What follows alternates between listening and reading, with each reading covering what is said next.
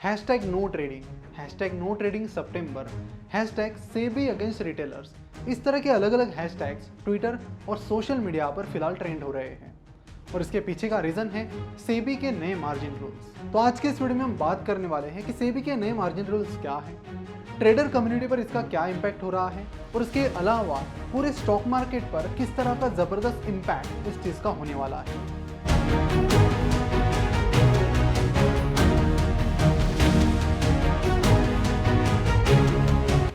नमस्कार, मैं प्रसाद आपका आज के इस वीडियो में स्वागत करता हूँ। इंडिया में दो प्रजातियां ऐसी हैं जिन्हें हमेशा कुछ ना कुछ प्रॉब्लम्स का सामना करना पड़ता है।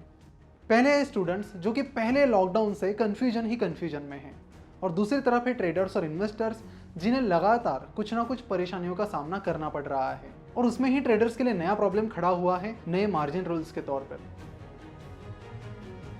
तो शुरुआत करेंगे मार्जिन रूल्स से। सेबी के नए मार्जिन रूल्स के अनुसार मार्जिन्स पर कई सारे रेस्ट्रिक्शंस आने वाले हैं। तो शुरुआत करेंगे सेबी के इन नए मार्जिन रूल्स के साथ। इन नए मार्जिन रूल्स से इंट्राडे ट्रेडर पर काफ़ी ज़्यादा रेस्ट्रिक्शंस आ गए हैं। पहले इंट्राडे ट्रेडिंग पर ट्रेडर्स को 20 से 30 टाइम्स लेवरेज मिलता था, यानी अगर आपके पास 10,000 रुपये हैं तो इंट्राडे के लिए आप 2 से 3 लाख रुपए के शेयर्स खरीद सकते थे। लेकिन अभी से जब से रूल अप्लाई हुआ है यानी 1 सितंबर से आप ऐसा नहीं कर सकते। यहाँ से आगे आपको इंट्राडे के लिए मैक्सिमम 5 टाइम्स लेवरेज मिलेगा, यानी अगर आपके पास 10,000 रुपये हैं और इंट्राडे के लिए आपको शेयर्स खरीदने हैं तो मैक्सिमम आपको 5 टाइम्स यानी 50,000 तक के ही शेयर्स आप खरीद सकते हो। तो सेबी ने यहाँ पर क्लियर किया है कि इंट्राडे के लिए 20% अपफ्रंट मार्जिन कंपलसरी है, उससे कम की मार्जिन से काम नहीं चलेगा। तो कई सारे ट्रेडर्स जो छोटे मोटे कैपिटल से बहुत बड़ा कैपिटल बनाने की इच्छा रखते थे वो इंट्राडे में मार्जिन पर शेयर खरीदते थे, लेकिन अब यहाँ से आगे वो ऐसा नहीं कर पाएंगे। सिर्फ इंट्राडे ही नहीं, फ्यूचर्स मार्केट में भी इसका असर होने वाला है। इन्फोसिस की अगर हम बात करते तो इन्फोसिस के फ्यूचर लॉट की साइज 10 लाख रुपए के करीब है। तो अगर आपको फ्यूचर मार्केट में इन्फोसिस का एक लॉट खरीदना है तो आपको 10 लाख रुपए पे करने की जरूरत नहीं होती, आपको 20 से 25% मार्जिन पे करनी होती है। तो मान लेते कि इन्फोसिस के एक लॉट के लिए 20% मार्जिन आपको पे करनी है यानी 2 लाख रुपीज़, तो ब्रोकर आपसे 2 लाख रुपीज़ नहीं लेता था, ब्रोकर आपसे उस मार्जिन का भी 20 से 30% अमाउंट ही लेता था। लेकिन यहाँ से आगे ऐसा नहीं होगा।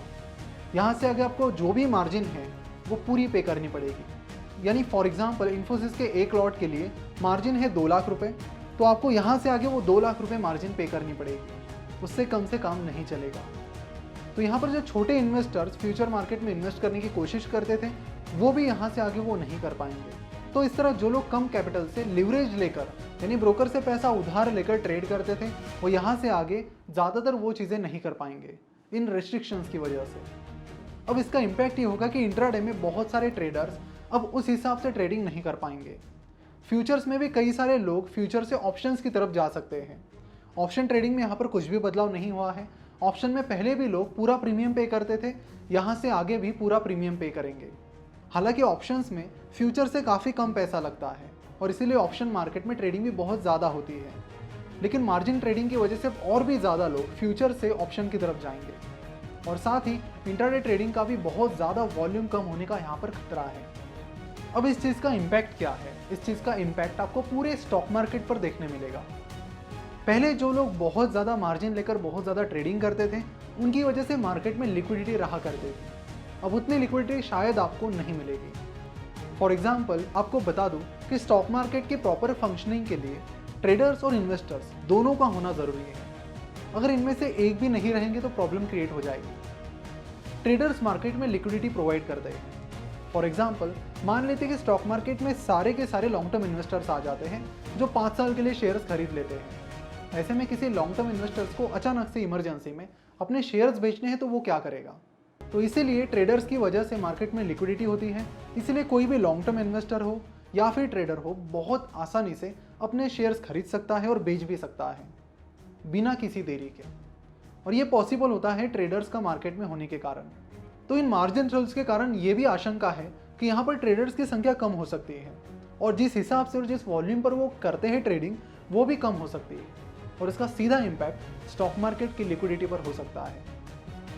ट्रेडिंग और इन्वेस्टिंग करने के लिए प्रॉपर अपडेट्स का होना ज़रूरी है और यहाँ पर आपको मदद करेगा हमारा financial newsletter convey feature. Convey feature के जरिए आपको डेली सुबह 10:15 बजे न्यूज़लेटर्स मिलेंगे, जिनके जरिए फ्री में आपको स्टॉक मार्केट के पूरे अपडेट्स मिलेंगे। यानी पूरे दिन का फाइनेंशियल ओवरव्यू आपको बस एक न्यूज़लेटर में मिलेगा। नीचे डिस्क्रिप्शन में दी गई लिंक पर क्लिक करके ज़रूर इस न्यूज़लेटर को सब्सक्राइब कीजिए, जिसके बाद आपको ना न्यूज़पेपर पढ़ने की ज़रूरत पड़ेगी, ना कहीं और से अपडेट रहने की ज़रूरत पड़ेगी। डेली आप सारे लोगों से एक कदम आगे रहोगे। ट्रेडर्स और लिक्विडिटी के अलावा ब्रोकरेज फर्म्स पर भी इसका बहुत बड़ा इम्पैक्ट होने वाला है। पहले ट्रेडर्स बहुत ज़्यादा लिवरेज ले पाते थे, जिसकी वजह से ब्रोकरेजेस को अच्छा खासा रेवेन्यू भी मिलता था। यानी जिन 10,000 रुपये से पहले ट्रेडर्स 2 लाख से 3 लाख रुपए की इंट्राडे ट्रेडिंग करते थे, तब ब्रोकरेज फर्म को उस 2 लाख से 3 लाख रुपए के अमाउंट पर ब्रोकरेज मिलता था। लेकिन अब 10,000 रुपये की मदद से इंट्राडे ट्रेडर मैक्सिमम 50,000 रुपये तक के शेयर्स खरीद सकता है। तो यहाँ पर जो ब्रोकरेज जनरेट होगा वो ब्रोकरेज फर्म्स का काफ़ी कम होगा, और साथ ही ब्रोकरेज फर्म्स के कंप्लायंसेस भी बढ़ गए हैं। जो ब्रोकरेज फर्म्स इस कंप्लायंसेस को फॉलो नहीं करेंगे, उन पे पेनल्टी लगने वाला है। तो कंप्लायंस का बर्डन ब्रोकरेज फर्म्स पर बढ़ने वाला है, साथ ही ब्रोकरेज इनकम भी कम होने वाली है। यानी इन सब चीज़ों के बाद ब्रोकरेज फर्म्स कुछ इस तरह का सोच रहे हैं। कैसे बढ़ाओगे?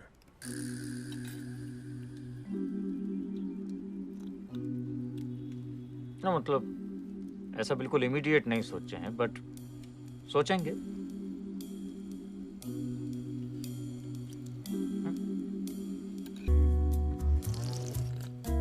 हो गया आपका?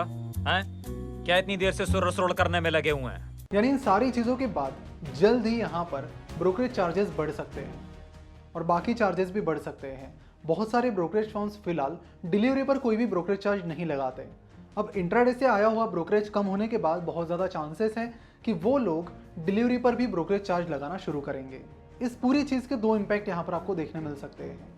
बहुत सारे इंट्राडे ट्रेडर्स मार्जिन ना मिलने की वजह से ऑप्शंस की तरफ जा सकते हैं, और ऑप्शन मार्केट एक डेरिवेटिव मार्केट का पार्ट है, जिसे mister Warren Buffett financial weapon of mass destruction कहते हैं। कई सारे लोग ऑप्शन मार्केट में जाते हैं, अचानक से अपना पैसा गवा बैठते हैं और फिर कंप्लीटली स्टॉक मार्केट छोड़कर चले जाते हैं, क्योंकि ऑप्शन मार्केट कई बार आपको बाउंस बैक करने का मौका ही नहीं देता है। तो इसीलिए ऑप्शन मार्केट में जाने से पहले कई बार सोचें और सोच समझकर अपने डिसीजन लें। फ्यूचर और ऑप्शन को डिटेल में समझने के लिए आई बटन पर क्लिक करके हमारी फ्यूचर और ऑप्शन की पूरी सीरीज देख लीजिए, जहां पर आपको बिगिनिंग से लेकर एक्सपर्ट लेवल तक फ्यूचर ऑप्शन कंप्लीटली समझ में आ जाएगा। दूसरा बड़ा प्रॉब्लम है कि लिक्विडिटी की वजह से आने वाले टाइम में कई सारे प्रॉब्लम्स भी आ सकते हैं। अगर आपको लगता है कि सेबी का डिसीजन गलत है, तो नीचे डिस्क्रिप्शन में एक ईमेल आईडी रखा है, वहां पर आप मेल कीजिए और सेबी को अपनी आपत्ति ज़रूर बताइए। और अगर आप लॉन्ग टर्म इन्वेस्टर भी हो तो ट्रेडिंग कम्युनिटी को सपोर्ट करना ज़रूरी है, क्योंकि स्टॉक मार्केट की प्रॉपर फंक्शनिंग के लिए और प्रॉपर लिक्विडिटी के लिए दोनों का होना ज़रूरी है। तो इसी कंक्लूजन के साथ आज यहाँ पर रुकते हैं। आशा करता हूँ कि आपको वीडियो पसंद आया होगा। मार्जिन रूल्स पर आपकी राय क्या है, नीचे कमेंट करके मुझे ज़रूर बताइए।